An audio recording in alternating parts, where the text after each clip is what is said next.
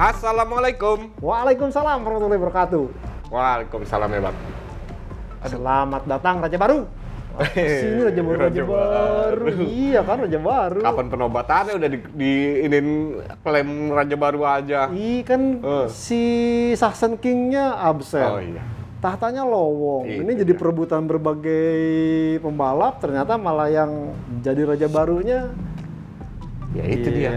Si Orang Prancis jadi Raja Baru di MotoGP Jerman 2022. tinggal nyebrang ya Bang. Betul. Nah. Kita ngomong apa sih? Oh iya, ini kita mau ngomongin Bang bahwa saat ini kita akan syuting. Oh, lagi syuting. Lagi Bang. syuting. Review. Review MotoGP Jerman 2022. Gue inget deh review karena minggu depannya langsung. Iya, tuh, back to asal back langsung MotoGP Belanda. Nah, itu dia. Tapi sebelum ke MotoGP Belanda, Oke. next episode. Next episode. Nah, saat ini kita akan nge-review nih apa aja yang terjadi di Jerman, Banyak. di sirkuit Sachsenring. Banyak. Banyak ya? Banyak banget. Apa aja banyak ya? Dari insiden tikungan pertama aja itu udah bisa jadi bahasan. Ada Francisco Bagnaia kelompang, ada Joan Mir bermasalah. Di tempat yang sama. Betul. Kemudian Aprilia yang ya mencoba untuk membalas tapi gagal. Kejutan Joan Mir resmi pindah malah podium. Wah, banyak sama itu tadi yang paling krusial. Ya, Heat wave. itu dia, gelombang panas. Gelombang panas itu yang bikin pembalap semua kelayangan. Orang ya Quartararo aja ngakuin ya bahwa panasnya di Jerman kemarin Itu ngalah-ngalahin ngalahin ya apa yang dialamin di sirkuit Buriram Buriram dan juga di sirkuit Mandalika. Mandalika Indonesia kemarin. Asli. Aduh. Tapi kalau Indonesia kemarin Ya karena agak ada hujan ya. iya karena digelar di awal tahun. Ya. Coba kalau umpamanya digelar sama kayak sekarang tengah musim, Heatwave juga kali ya. GTF juga. Zarko aja sampai dia bilang, Aduh, gue siapa capek. ya? Oh, Jack Miller bilang, Ya, lu kenapa lu? Gue bilang, ampun, kata Zarko begitu kan. Terus udah gitu, Miller ngomong, lu kayak bukan Zarko deh. Mukanya gitu kan. jadi kemarin tuh agak beda. Jadi pada saat kemudian setelah selesai balapan, itu kan pada minum-minum, tampangnya tuh udah kayak dehidrasi banget. Ya. Kemudian untuk istilahnya memberikan keleluasaan kepada si pembalap yang podium, itu pada saat press konferensi podium ketiga, 1, 2, 3 itu nggak pakai baju airpack, pakai baju biasa dan celana pendek. Padahal aturannya di MotoGP itu nggak boleh pakai celana Untuk pendek saat konferensi Sesi, pers. ya, jumpa pers. Jadi karena kemarin sangat panas banget, akhirnya diberi kesempatan kepada pembalap balik dulu ke pedok, ganti baju, mungkin ada yang bersih-bersih dulu, kemudian pakai baju tim biasa, polo shirt dan celana pendek. Oke, nah Bang, Ya, ini, aduh, lagi-lagi nih, ini cerita kemarin sebelumnya di Catalunya terulang kembali di Sachsenring. Sachsenring, betul. Fabio Quartararo ya melesat sendiri. James Bond. James Bond. Betul. Sekebon. Jagoan mainnya sekebon. Nah, ini lagi-lagi bahkan ya sampai lap terakhir pun berhasil meninggalkan ya Jack Miller ya. Iya, Johan Zarco dan Jack Miller. Johan Zarco dan Jack Miller tuh ya 5 Hampir detik. 5 detik. Iya. Nah, ini menarik nih Bang. Gini. Sedikit menganalisa. Oke. Untuk Johan Zarco nanti dulu. Oke. Kita lebih ke Quartararo dulu. Fabio Quartararo si Raja Baru. Karena gini, gue ngelihatnya ini Quartararo sedikit melakukan gambling. Setuju? Judi guys. Judi. Wah, itu sih. Tapi kali ini judinya sama ban. Iya. Ban dan juga ya udah pasti ketika perjudian itu gagal, ya efeknya poin. Betul. Di klasemen Betul. akan ya entah itu lenyap atau itu Atau didekati, nambah, kan, nambah. betul. Nah, kalau kita lihat kemarin nih judinya Quartararo Iya. adalah dia memakai ban medium Medium belakang. Sementara yang lain ini kan bermain di hard. Di hard, betul. Ya kecuali Maverick Vinales ya. Maverick Vinales ganti awalnya dari Ganti. hard ke medium. Nah, sementara ada yang medium ganti ke hard itu Joan Mir. Joan Mir ya. Betul. Nah, menurut Bang John, Ya, ini kecerdikan Quartararo betul. atau ya dia udah feel nyaman dengan ban medium. Jadi memang benar bahwa apa dikatakan tadi Eka, bahwa dia sebenarnya sempat uring-uringan karena di pre-practice pertama, kedua itu nggak dapet, tapi kemudian pas pre-practice ketiga dan empat dia udah mulai dapat feel-nya. Makanya dia coba berkali-kali pakai yang hard, udah dipakai beberapa lap, dicoba lagi dengan medium. Kemudian akhirnya dia memilih bahwa kayaknya nggak mungkin pakai hard karena satu apa? Kalau dengan dia udah telok-telok di awal bilang bahwa strategi saya itu hampir mirip dengan Catalunya. Bagaimana dia coba untuk mendapatkan start di baris depan, kemudian dia coba start bagus, whole shot bisa di depan di tikungan pertama kabur, dan itu coba dia replikasi. Seandainya dia menggunakan hard ini cenderung butuh momentum atau beberapa lap untuk bisa daya cengkaranya bagus. Untuk optimalnya Bang ya? Optimalnya itu seperti itu. Jadi tidak mungkin Fabio Quartararo melakukan hal itu, bisa-bisa malah beresiko bahaya. Makanya berkali-kali itu sempat ada pertanyaan dari floor media pada saat press conference. Kemarin itu lu di tikungan pertama sampai istilahnya stopi itu masalah? Enggak, itu ngukur, dia bilang. Artinya ngukur bagaimana saya nanti tidak sampai kejadian bermasalah di tikungan pertama. Dan itu sebabnya dia berani mengambil kompon hard dan medium dengan asumsi dia bisa lari secepat-cepat dan itu berhasil dilaksanakan. Meskipun memang pada saat di awal-awal itu dia dapat informasi dari teknisi Michelin itu, lu gimana, mau ganti ban nggak? Yang lain hampir semua hard pakai hard nih. Cuman lu sama Mir doang. Enggak. Sama Vinales. Belum. Vinales setelah mau start baru diganti. Nah, kemudian Fabio Quartararo mengatakan, enggak, saya lebih confident dengan ini dan saya akan berusaha semaksimal mungkin. Dan bahkan Quartararo bilang dia tidak menduga juga bahwa mediumnya itu bakal drop di awal-awal lap. Cuman dia memang udah yakin banget dengan front end-nya, yaitu mediumnya hard depannya, sehingga dia bisa istilahnya itulah kecerdasan. Mengubah titik beratnya. Betul, artinya dia mengubah riding style-nya, tahu ban belakangnya mulai habis, dia coba ke depan, dan itu benar-benar istilahnya nggak ada habisnya, dan bahkan dia bisa bikin gap cukup jauh, dan sampai akhirnya setelah kemudian beberapa terakhir baru dia turunkan. Jadi saya rasa ini memang salah satu istilahnya mungkin jadi pola seorang Quartararo ke depannya. Karena faktanya apa? Diakui oleh Quartararo bahwa Yamaha tidak akan mungkin perform sangat jos kalau berada di belakang motor lain. Terutama dia sampai menggarisbawahi Ducati. Makanya dia nih jadi catatan nih, mungkin ntar ke depannya Quartararo akan seperti ini di sirkuit-sirkuit yang kuat. Katakanlah nanti di Assen dan juga di Silverstone. Artinya dia coba untuk bisa meraih kualifikasi start di front row, kemudian juga dia akan coba pilih ban yang cukup representatif sesuai dengan gaya balap dan motornya, dan dia akan berkali-kali istilahnya start bagus ngabur. Jadi kita mengingatkan pada sosok seorang Jorge Lorenzo. Antara Jorge Lorenzo dan juga Casey Stoner sebenarnya. Karena ketika dua-duanya udah kabur ke depan, nih agak susah nih. Karena agak beda lah sama Marquez, Rossi, yang ketika dia berada di depan masih lagi-lagi ini kan kayak semacam hiburan lah. Dia selain sport tapi kan hiburan juga. Dia mencoba untuk mengentertain. Itu Bang.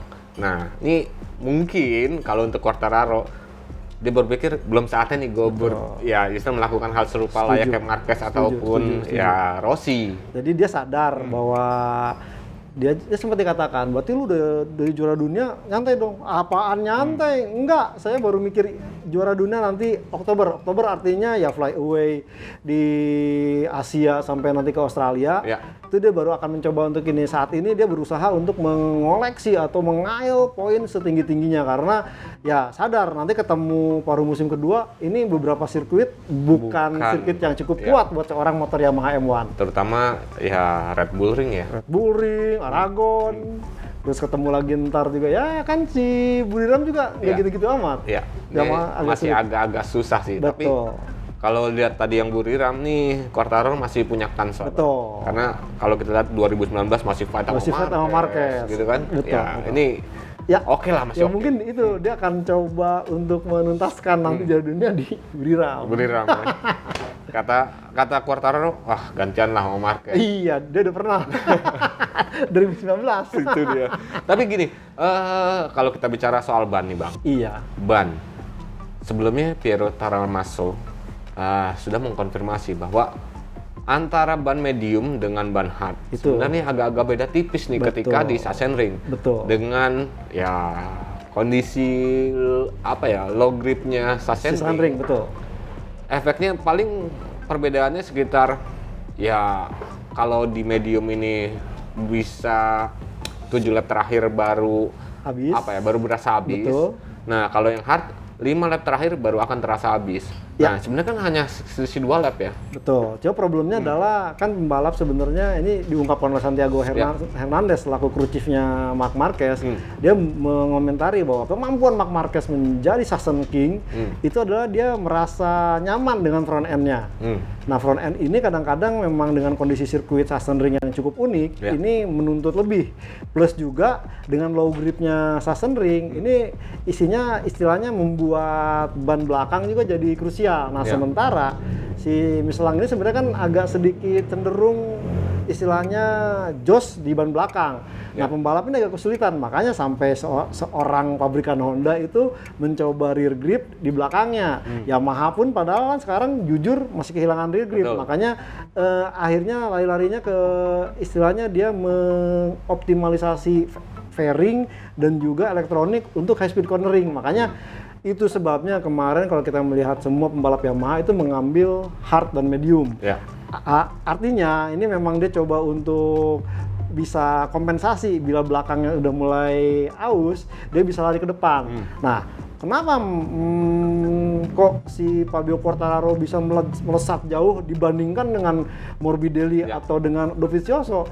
Mereka berada di belakang, jadi pada saat dia coba untuk mendekati pembalap di depannya, itu langsung si grip depannya hilang karena langsung ada suhu panas. Jadi mau nggak mau Morbidelli ciut lagi, ngambil jarak lagi, ngambil free air atau udara bebas biar mengeringkan mendinginkan si ban depan. Jadi artinya kalau pamannya karakter Yamaha memang harus diperlakukan seperti apa yang dilakukan oleh seorang Fabio Quartararo.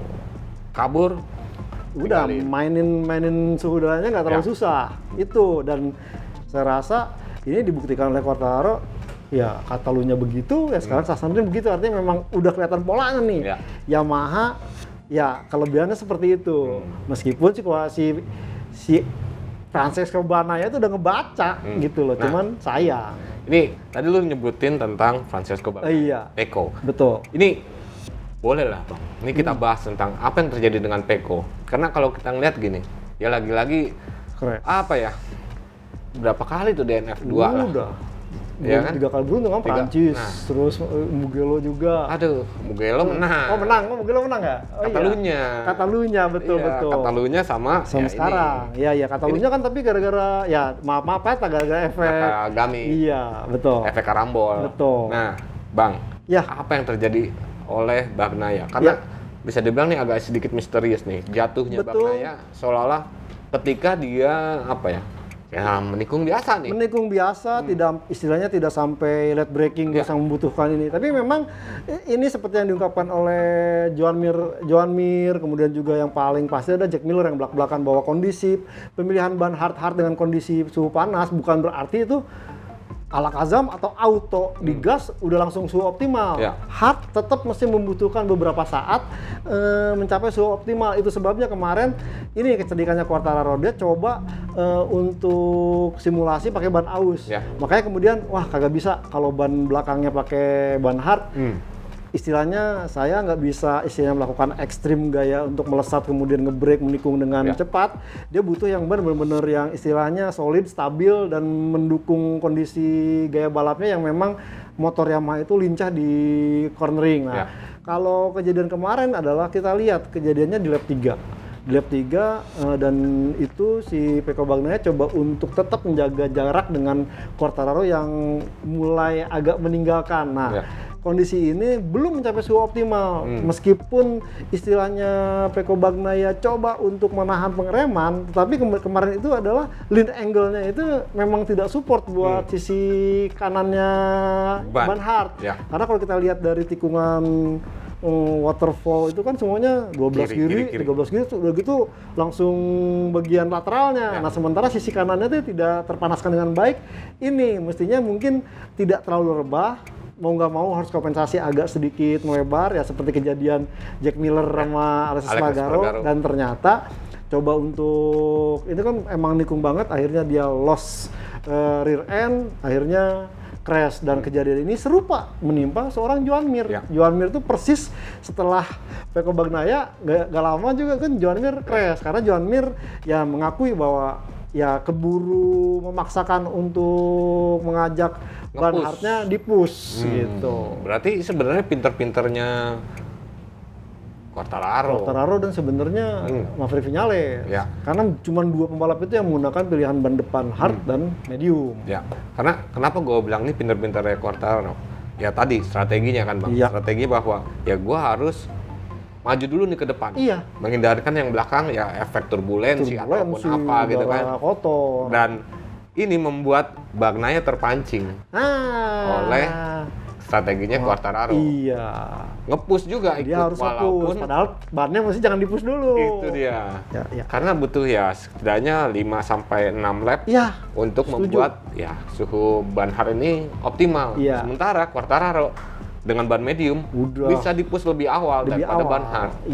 Karena kalau kita lihat di awal-awal lap ya Quartararo nih ya yang bisa kan best lap-nya lap kedua langsung best lap dia. Best lap tercepat. Makanya nih gue mikir wah kepancing nih Bagnaia nih. Akhirnya ya udah marah sendiri. Atau gini, pemikiran lain nih Bang, ini pemikiran lain. Gue ngeliat Bagnaia tanpa Valentino Rossi. Seolah kehilangan seorang mentor, kehilangan seorang coach. Jadi ya apa ya, performanya jadi nggak stabil nih, naik turun nih. Anak ayam kehilangan induknya ya? Itu. Menurut Bang Joni, butuh nggak nih? Jadi sebenarnya kalau kita melihat beberapa tim, itu memang udah istilahnya ada coach ya. Bagaimana kita lihat VR46 Racing Team kan ada Idalia Gavira yang menanganin Bezzecchi dan juga Luca Marini. Kita lihat 3 race terakhir aja udah meningkat. Dan bahkan di Pramac itu ada Fonsi Nieto. Dan juga kalau kita melihat di Gres ini ada Manuel Poggiali. Dan memang nih awalnya kan katanya mau merekrut Casey Stoner. Cuman kan Casey Stonernya ya tidak bisa melakukan ininya kali belum masuk. Bukan, memang kondisinya kan dia masih menderita fatigue syndrome. Jadi memang tidak bisa berangkat jauh. Kalaupun itu paling cuma beberapa ronde dan ini agak kurang memungkinkan. Sebenarnya sih ya perlu untuk bisa istilahnya memaintain motivasinya, untuk memberikan istilahnya gambaran. Dan bahkan kan coach ini nggak semata-mata tanda petik pelatih yang mesti begini, tapi dia akan memperhatikan di beberapa tikungan yang menjadi kelemahan si pembalap, ini kurangnya apa, lebihnya apa, kemudian akan bandingkan dengan pembalap, si pembalap ini bisa begini. Itu yang memang kemudian sempat menjadikan Valentino Rossi bagaimana meng-hire seorang Luca Cadalora, kemudian menarik Idalia Gavira. Itu, nah mungkin ya saya rasa perlu sih Pecco Bagnaia untuk mendapatkan seorang coach atau rider analis agar bisa memberikan gambaran nih di mana kurang dan lebihnya seorang Francesco Bagnaia. Karena gini, ketika tahun lalu masih ada Rossi, ya tiap Sabtu malam nih, setelah sesi kualifikasi udah agak santai-santai, seluruh pembalap yang tergabung dalam VR46 Academy, ini kan ngumpul bareng nih. Untuk curhat, untuk ya istilahnya lu mengalami kendala apa. Ini masih ada seorang Valentino Rossi dan juga ya Idalia Gavira untuk memberikan ya sedikit masukan, saran. Oh lo harus kayak gini. Nah, saat ini nggak ada yang kayak begitu. Ducati nggak ada. Mungkin ya kalau pemain Bagnaianya nggak sungkan ya bisa nanya Idalia Gavira. Mungkin ya, karena kan sama-sama VR46 Academy itu. Tapi ya ini pentingnya seorang coach sebenarnya bukan cuma untuk ya teknik balap, tapi ada sisi psikologis juga yang diberikan ke si pembalapnya. Betul. Jadi mendingan Rossi-nya aja suruh balik lagi ya? Rossi nggak mungkin. Lah kemarin aja dia ngebalap di Zandvoort kan? Ya makanya pada saat dikasih kabar waktu dia si Marini lolos ke Q2 terus posisinya cukup bagus, wah Uco sibuk telepon temennya. Karena kemarin ya kita tahuin Bang di televisi itu kan kelihatan bahwa masih banyak nih tribun ya pendukungnya Valentino Rossi, fansnya Valentino Rossi dengan bendera 46 warna kuningnya, ya kan? Mantap memang. Nah, itu dia. Nah, itulah tentang Quartararo dan juga menganalisa kenapa Bagnaia crash. Yang menarik nih, Bang. Kita bicara tentang Aprilia. Dan juga ini Jack Miller dan Johann Zarco. Ini kalau gue lihat Jack Miller nih dan juga Johann Zarco. Johann Zarco ya kalau dari sesi latihan bebas ya kelihatan nih. Posisinya nggak yang 1 atau 2 pembalap tercepat. Betul. Gitu kan. Tapi tiba-tiba ketika race, wah langsung melejit nih. Betul. Apa yang membuat seorang Johann Zarco akhirnya tampil gemilang? Jadi pertama dia coba tahan, kemudian setelah ban hard-hardnya itu mencapai suhu optimum, dia langsung bisa memberikan perlawanan. Ditunjukkan saat dia berhasil menyalip Aleix Espargaro di waterfall. Nah setelah itu dia coba untuk berusaha mendekat kepada Fabio Quartararo. Karena dia udah tahu, si Quartararo pakai medium nih, pasti kelar. Tapi ternyata strategi yang diterapkan Johann Zarco ini tidak ada efeknya. Loh, Quartararo tetap menjauh. Ternyata ya itu tadi, Quartararo sadar bahwa kalau dia tuh bisa memainkan istilahnya ya gerak balap, gaya balapnya yang awalnya fokus di ban belakang, akhirnya dia fokus ke ban depan. Dan akhirnya dia bisa bikin gap yang cukup stabil. Karena memang kemarin itu Quartararo memang udah optimistis dengan ban hard medium ini, dia konstan di 121 besar. Dan itu dibuktikan kemarin, dan akhirnya Zarco keteteran, dia coba untuk berusaha makin jauh. Dan sebenarnya Zarco ini pun memang ya mempraktekkan istilahnya bagaimana menjaga ban itu lebih di atas 5 lap. Di atas 5 lap baru dia bilang menyerang. Nah, sisanya akhirnya dia bilang, wah kondisi yang panas, kemudian dia merasakan juga drop, kok ini belum beres-beres, akhirnya dia memutuskan untuk, yaudah deh, nggak mungkin ngejar Quartararo, saya berusaha untuk finish mengamankan posisi kedua. Jadi memang kemarin itu ya Ducati itu optimum menggunakan ban hard, tapi memang bagaimana perlakuannya. Seandainya perlakuannya seperti yang dilakukan oleh Johann Zarco, mungkin bisa selesai balapnya. Dan itu juga kejadian dengan Jack Miller. Jack Miller pun mengatakan di saat dia melakukan long lap penalti di bawah 5 lap, itu dia ya long lap penalti seberapa sih harusnya? Udah mau jatuh juga, makanya dia sampai bilang tuh, ya bukan salah Pecco Bagnaia, itu bukan kesalahan sendiri. Artinya memang kemarin itu harus bisa menjaga perlakuan terhadap ban kompon yang dipilihnya hard. Dan itu sebabnya kemudian dia di beberapa lap terakhir mulai bisa tuh nyerang si Aleix Espargaro. Karena memang ya Miller sendiri mengakui bahwa di awal-awal lap dengan kondisi panas yang seperti itu dan pakai ban hard, ini makin low grip cengkramannya. Betul. Bahkan Pecco Bagnaia bilang kayak balapan di atas es, gitu. Buset. Padahal panas, ini licinnya kayak di atas es. Jadi memang kemarin itu memang salah satu faktor juga adalah heat wave, di mana emang kemarin sampai suhunya itu 35 derajat Celcius untuk udara ya. Untuk udara, dan suhu aspal tuh mencapai 51,2. Ini lebih tinggi dari saat sesi kualifikasi yang mentok di 50. Dan balapan 30 lap. Kalau namanya kemarin kualifikasi kan panas masuk ganti ban. Ini enggak, benar-benar dipaksa. Dan saya rasa ya tidak hanya berjudi tentang pemilihan ban, Quartararo juga saya rasa memang luar biasa, staminanya sangat bagus, padahal kondisi dia lagi batuk-batuk sedang katanya. batuk pilek dia, batuk-batuk mulu tuh. Itu dia. Gua pakai masker lagi. Nah, itu dia, gua ngerinya mudah-mudahan bukan Covid nih. Mudah-mudahan bukan Covid. Iya, jangan sampai lah. Nah, itu dia, karena back to back ke Asen ini kan bentar lagi nih, akhir pekan nih sekarang. Sementara Enea Bastianini nih. Ini kita bicara Enea Bastianini. Iya. Tadi udah bicara soal Zarco dan Miller. Nah, Enea Bastianini nih, Bang. Seolah-olah ya tadi lu, Bang, yang lu bilang, ini sebagai anak ayam yang kehilangan induk. Iya. Karena ya di seri ini nggak ada nih si Alberto Ghibuola yang sebagai chief mekaniknya dia. Itu. Jadi seolah-olah tanpa Ghibuola turun. Performanya turun. Ya meskipun sempat disiasati untuk istilahnya online gitu, cuman kan beda antara orangnya ada bisa ngobrol langsung dengan via istilahnya Zoom ataupun Google Meet gitu, guys, kayaknya susah gitu. Itu dia. Nah, Ghibuola ini kena Covid. Betul. Makanya akhirnya ya nggak bisa mendampingi Bastianini. lesu. Padahal jagoan gue tuh. Nah, Bang. Ya. Nih kita sedikit menyoroti tentang Aprilia. Entah itu nafsial. Iya. Entah itu ya inilah balapan. Apalagi MotoGP zaman sekarang. Betul. Sudah penuh dengan teknologi. Iya. Nah, nih Aprilia kenapa ini finalnya sampai masuk ke pedok begitu? Namanya aja April, sekarang kan bulan Juni. Nggak ada bulannya. Nggak. Jadi harusnya diganti Junilia.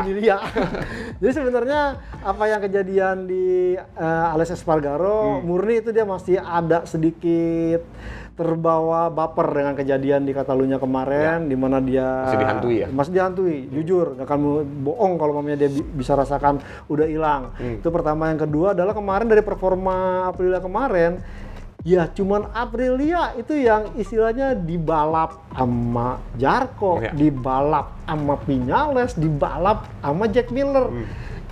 Ya kelar juga Alex Espargaro, apalagi dia bilang buset susah banget itu tuh kemarin itu berusaha keras, yang penting jangan jatuh. Jangan jatuh aja udah bisa podium tuh kalau kemarin misalkan tenang-tenang. Akhirnya ya aku sih kemarin ngeliatnya dibikin latah sama Jack Miller. Berapa kali masuk tikungan kan ngelebar Jack Miller, ngelebar. Pas Jack Miller di sini dia yang ngelebar. Jadi latah. Pressure.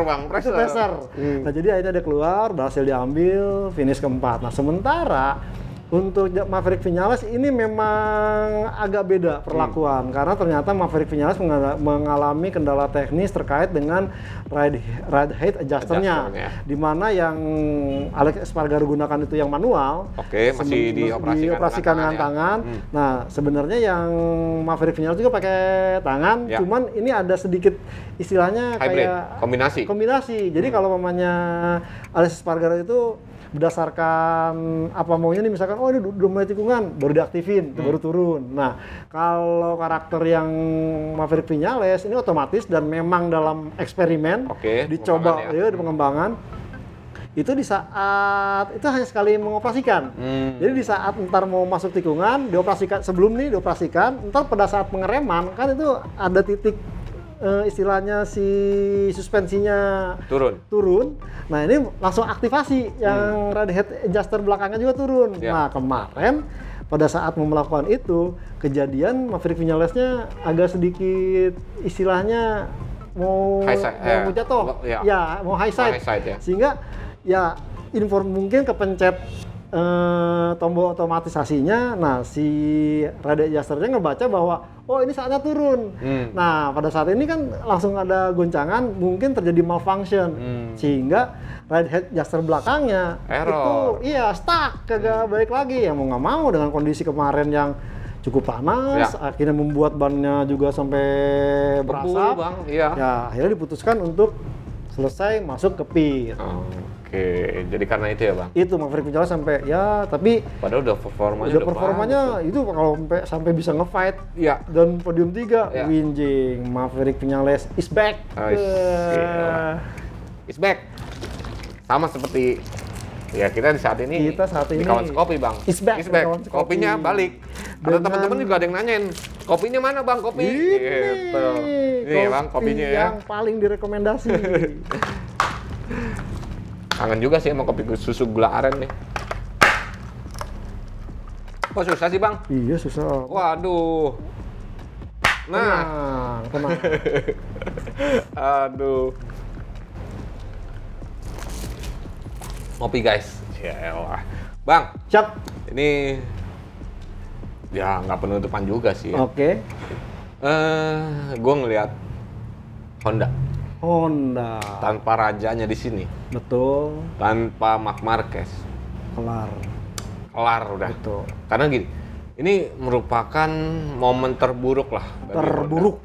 Dalam beberapa dekade. Iya udah kehilangan tahta Sachsenring, gak ada Marc Marquez. Itu dia. Terus kagak ada yang finish. Itu dia. 0 poin. Itu dia. Ini menjadi catatan terburuk bagi Honda. Dan cuman Bradle doang yang finish dan itu finish tapi tetap nggak dapat poin kan, 16 finishnya. Finish ke 16 nggak dapat poin. Ya ini yang menjadi akhirnya catatan terburuk bagi Honda selama 40 tahun ya? Selama 40 tahun, 40 tahun berarti 2004, 80, 1982. 80-an ya? Iya. Nah, itu dia Bang.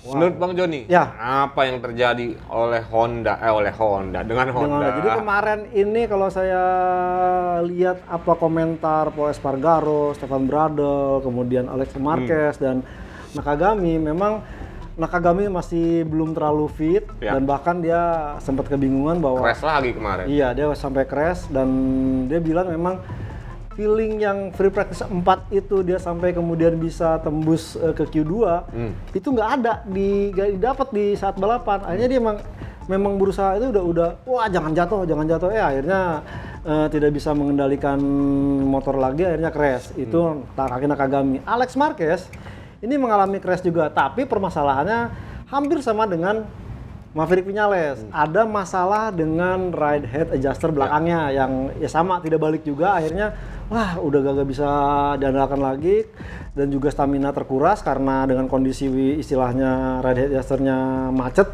itu tidak bisa diajak sebenarnya tampil maksimal. Ride head adjuster ini kemarin tuh kan agak-agak mirip sama Brad Binder. Betul, di Indonesia. Cuma kalau di Indonesia untungnya ya kan hujan. Betul, jadi nggak membuat efek ban jadi lebih mencengkram ke aspal dan cepat habis. Itu dia.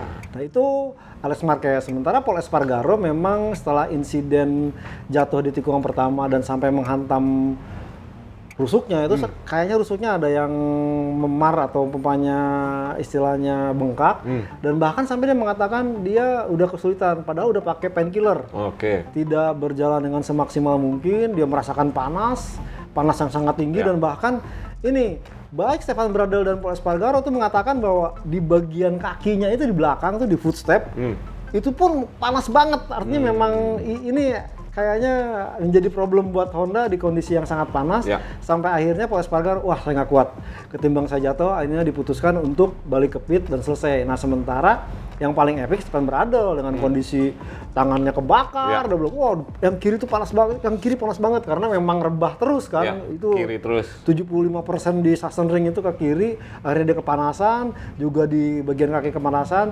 Dia cuman satu yang membuat dia ingin menyelesaikan balapan tuh. Kalau mamanya boleh pilih sih dia pengennya berhenti, cuman enggak deh, saya harus menyelesaikan balapan. Karena apalagi dia doang. Iya, satu tinggal dia doang, yang dia tampil di kampung halamannya, masa iya gua crash katanya gitu. Makanya kemarin terus kan disambut oleh ini kan, dikasih apresiasi karena berhasil finish. Tapi overall memang lagi-lagi tanpa kehadiran Marc Marquez, dan ini menunjukkan bahwa Honda memang dalam keadaan kurang begitu stabil dalam pengembangan motornya.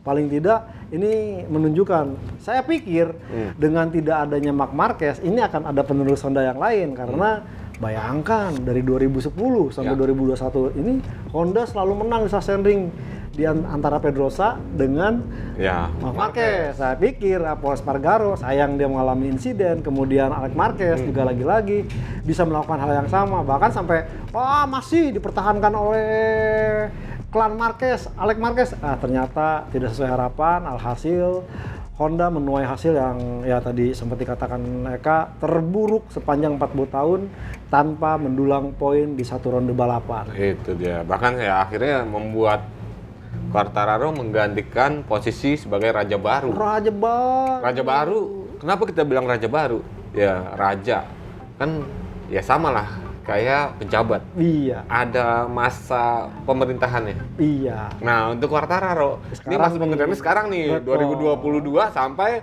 ke nanti menjelang 2023. 2023 ya barangkali dia rajanya belum tentu Bang. Rajanya yang lama bisa balik lagi ngejabat. Amin. Marquez maksudnya. Marquez balik lagi. Amin, amin. Ya kan siapa tahu kan. Setuju. Itu. Ya soalnya teman-teman juga nanya, rajanya tetap Marc Marquez. Pasti. Ya, kalau untuk berdasarkan catatan kemenangan. Betul. Marc Marquez. Iya. Tapi siapa yang menjabat saat ini? Quartararo. Gitu guys. Itu dia. Nah, Bang, terakhir penutup. Gue ngelihat ada apa dengan KTM? KTM. Karena lagi-lagi harusnya dengan kondisi aspal yang seperti ini. Betul. Nih KTM harusnya apa ya, tampil lebih kemarin optimal. Tahun lalu aja Miguel Oliveira podium. Makanya ya. Ini kenapa nih Bang? Ada apa dengan KTM? Ya saya melihat memang satu lagi ada konflik internal nih. Terutama kejadian ya Miguel Oliveira yang ditawarin turun ke KTM, terus kemarin kan sempat santer mau ada pengumuman dari Miguel Oliveira, ternyata nggak ada karena ternyata bos timnya kagak dateng. Entah kenapa katanya berhalangan, sakit, ya syukur-syukur bukan COVID. Nah jadi ini yang menjadi polemik, dan yang kedua adalah memang KTM ini kayaknya tidak seperti musim lalu yang memang fokus dalam pengembangan. Terutama kita ingat bagaimana tahun lalu menang di Catalunya, kemudian tampil bagus di Sachsenring, karena memang motornya ini dibuat motor KTM yang berkarakter cukup ampuh di high speed cornering.